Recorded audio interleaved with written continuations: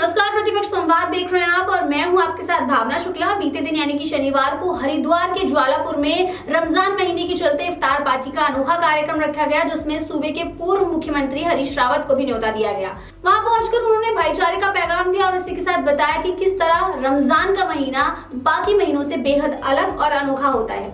बातचीत के दौरान उन्होंने भाजपा पर भी तंज कसा।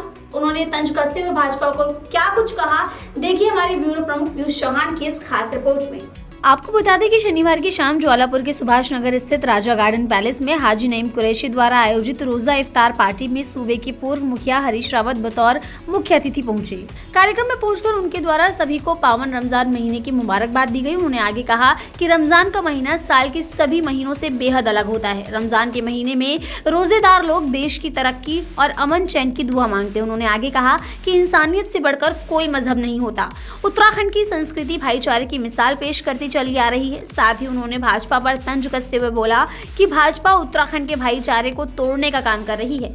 वहीं दूसरी ओर हाजी नईम कुरैशी ने कहा कि हिंदू मुस्लिम एकता का पैगाम लेकर हरीश रावत के द्वारा इस रोजा इफ्तार पार्टी में शिरकत की गई और उनके साथ साथ ज्वालापुर शहर के कई हिंदू भाई भी हिंदू मुस्लिम कौमी एकता के लिए रोजा इफ्तार पार्टी में शामिल हुए। इस दौरान सैकड़ों की संख्या में लोगों द्वारा रोजा इफ्तार पार्टी की गई। ये कौमी एकता की पार्टियां हैं, प्रेम और मोहब्बत की पार्टियां हैं। दिन भर के रोजे के बाद रोजेदार जब रोजा इफ्तार करते हैं और फिर जब वो नमाज अदा करते हैं तो परवरदिगार उनको ढेर सारी जो है बख्शीशें देते हैं, उनकी दुआओं को कबूल करते हैं, उनकी मिन्नतों को कबूल करते हैं।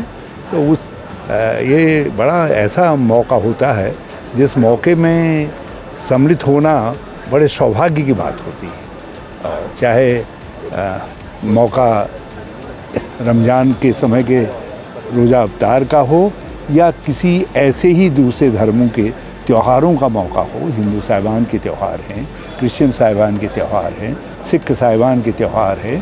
तो वो सारे त्योहारों में जब हम एक दूसरे के त्योहारों में सम्मिलित होते हैं, एक दूसरे की खुशियों में सम्मिलित होते हैं, तो उससे देश मजबूत होता है, भारत मजबूत होता है, हमारे प्रेम मोहब्बत बढ़ता है। देखिए, तूफ़ान की मौज है, जनता की मौज है। यदि जनता के मन में आ गई तो जो है सीटिया पहलवान भी गामा पहलवान हो जाते हैं। 2014 में कौन कहता था कि भाजपा आएगी सत्ता में, लेकिन वो सत्ता में आ गए। तो इसी तरीके से आज भी यदि जनता परिवर्तन का ठान लेगी और कांग्रेस की तरफ झुकेगी तो कांग्रेस तो सब जगह मौजूद पार्टी है ही है।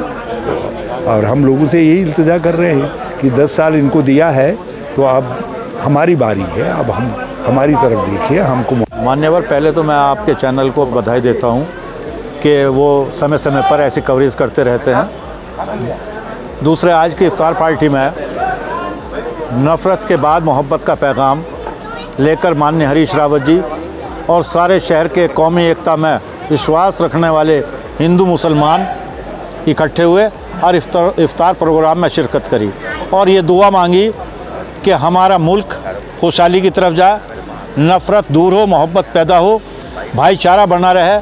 चूँकि इस मुल्क के लिए हिंदू मुसलमान सिख ईसाई सबकी कुर्बानियाँ हैं।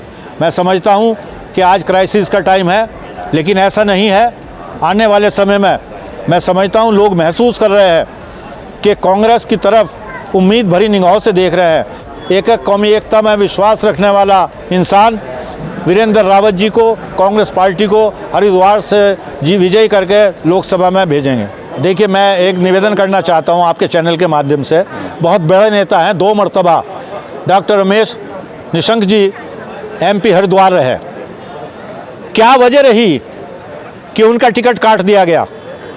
क्या वजह रही कि त्रिवेंद्र रावत जी मुख्यमंत्री उत्तराखंड थे, उनको भी हटा दिया गया? अगर कमी निशंक जी में नजर आई तो उनमें कोई कमी नहीं थी त्रिवेंद्र रावत जी में, तो उनको क्यों हटाया गया? जो है मुख्यमंत्री पद से क्यों हटाया गया है? तो मैं ये कहना चाहूँगा कि हालात जो है वो कांग्रेस की फेवर में जा रहे हैं और बड़ी तादाद में दलित भाई और स्वर्ण अकलियत के लोग तो हैं ही। रही उमेश जी की बात, उमेश जी के बारे में सब जानते हैं। बिल्ली के भाग से छींका टूट गया और खानपुर के विधायक बन गए। इसका मतलब ये नहीं है कि वो जो है ना पार्लियामेंट का इलेक्शन जीतकर और कर को प्रधानमंत्री बन जाएंगे। मैं ये निवेदन करना चाहता हूँ, हरिद्वार की जनता बहुत जागरूक है और ख़ास तौर से मुसलमान जागरूक है। मुसलमान को अपने आने वाले कल का, अपने भविष्य का फिक्र है। तो इसलिए मैं ये कहूँगा, आपसे निवेदन करूँगा, हरिद्वार की जनता से ये अपील करूँगा कि ख़ास तौर से दलितों से, मुस्लिमों से, कि वो सब लोग जो है ना, जो है कांग्रेस को विजयी बनाएं। इस खबर में फिलहाल इतना ही। ऐसी तमाम खबरों के लिए आप देखते रहिए प्रतिपक्ष संवाद।